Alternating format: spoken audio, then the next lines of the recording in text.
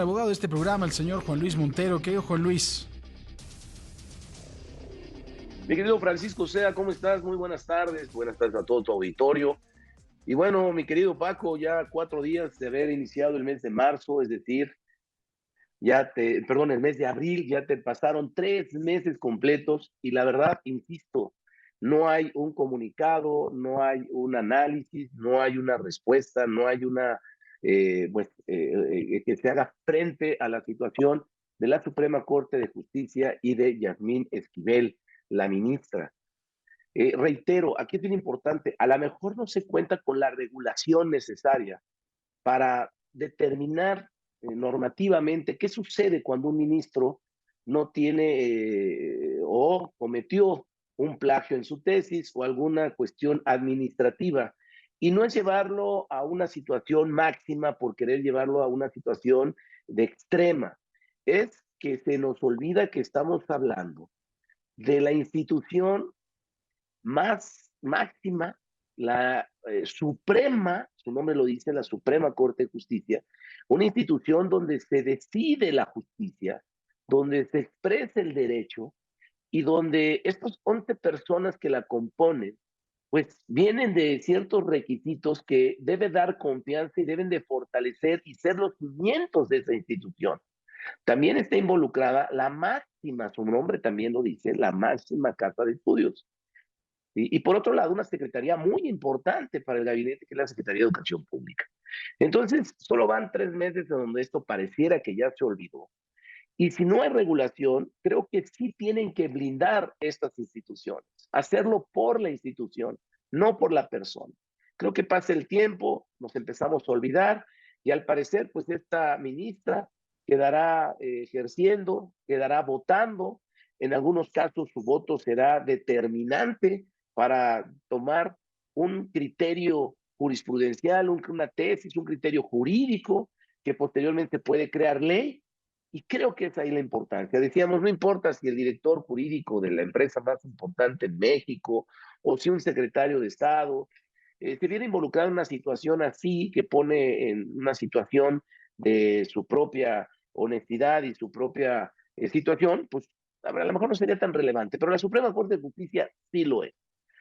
Entonces quedamos en este punto. Y otra cosa importante es lo sucedido en las estancias, en estos lugares migratorios, centros migratorios que desde hace veintitantos años, 27 digamos, ¿no, Paco? Yo tengo conocimiento de que estos centros son centros que son cárceles. Esto no es nuevo.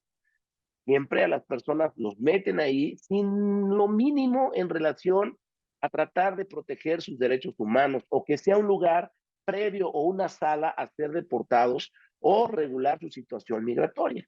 Son lugares donde no tienen dónde hacer sus necesidades o lugar donde está pues es reprobable, no tienen dónde dormir, no hay mucha gente acumulada en esas celdas o dormitorios, como les pueden llamar, pero esto es de siempre. Y también es una cuna de corrupción, porque también se puede negociar la salida de una persona o que se la deporten antes, después, y esto costaba o cuesta. Entonces no es algo nuevo el que estos centros sean de esta naturaleza y sean de verdad tipo cárceles privadas y que no se les haya atendido y que las comisiones de derechos humanos jamás hubiesen observado este tipo de irregularidades. Más bien, jamás las observaron, teniendo que haberlas observado para haberles dado un trato distinto. Entonces es importante. De ahí que se generan, no de hoy, sino de todo el tiempo que te estoy hablando, desde que yo tengo uso de razón y contacto con estos centros migratorios, y también se dan la quema de colchones, que es muy común, las riñas entre estas personas, ¿sí? Por la necesidad también de que no están comunicadas. Entonces, el estar incomunicado, pues imagínate, genera una psicosis que se da a las riñas y que se da a encender colchones, a hacer ruidos, ¿para qué? Para llamar la atención. Ahora que se dio esta situación lamentable, que tenía que darse en algún momento, ¿sí? Se habla de un crimen de Estado y esto yo no estoy de acuerdo porque sacamos de contexto absolutamente todo.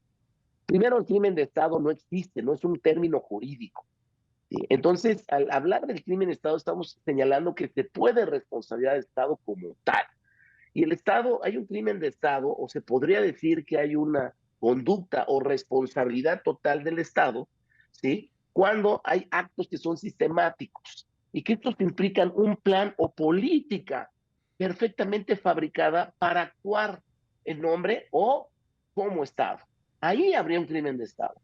Aquí hay negligencias, aquí hay actos de omisión que por supuesto provocaron la muerte de las personas.